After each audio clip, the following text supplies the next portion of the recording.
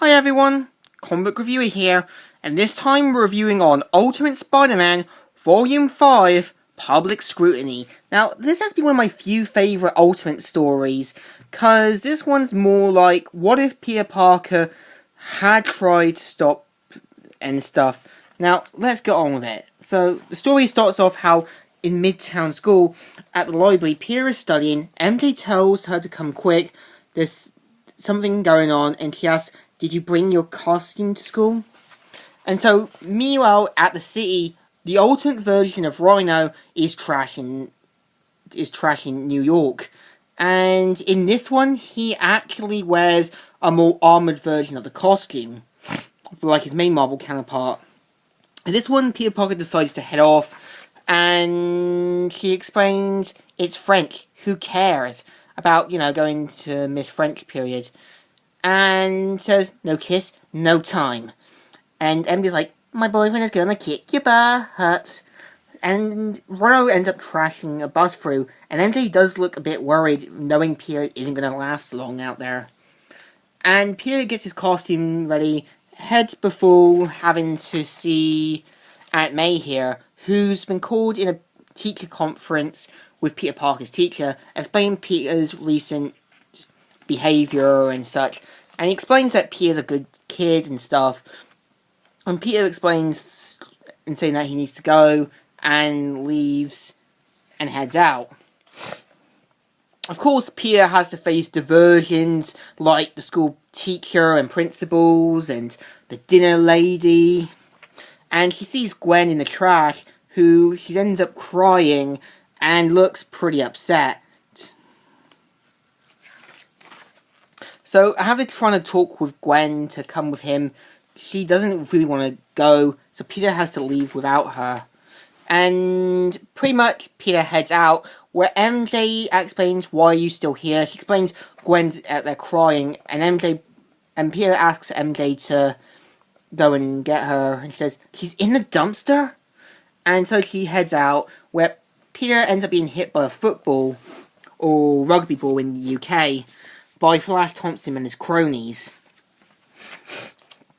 And Peter throws it so high off, Flash and the others go and try and get him, where Peter ends up having to hide under somewhere, and pretty much this is like the ultimate trying to get there in time sort of thing. Peter ends up having to make it in time, but only ends up realising Ultimate Iron Man has pretty much handled things.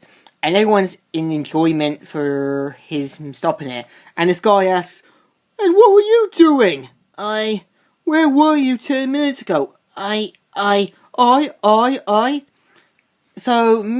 after that, sometime later, Ben Urich's going to the bank to see about his credit card because it's not getting money out. And so, one of the bank people explained to him that she's read his book about busting the Kingpin and that.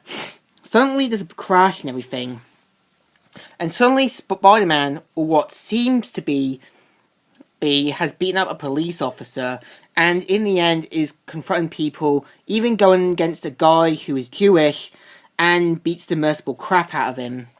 This caused him to beat him mercifully and throw him right into the window, but Ben Urich suspects something's wrong, and also notices this Spider-Man isn't exactly a professional.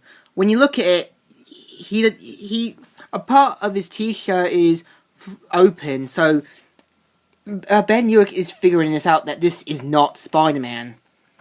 So meanwhile, at the Daily Bugle, Jameson's taking enjoyment over this because he now thinks Spider-Man's gone bad, and pretty much Peter's shocked when Betty Brant tells him what happened.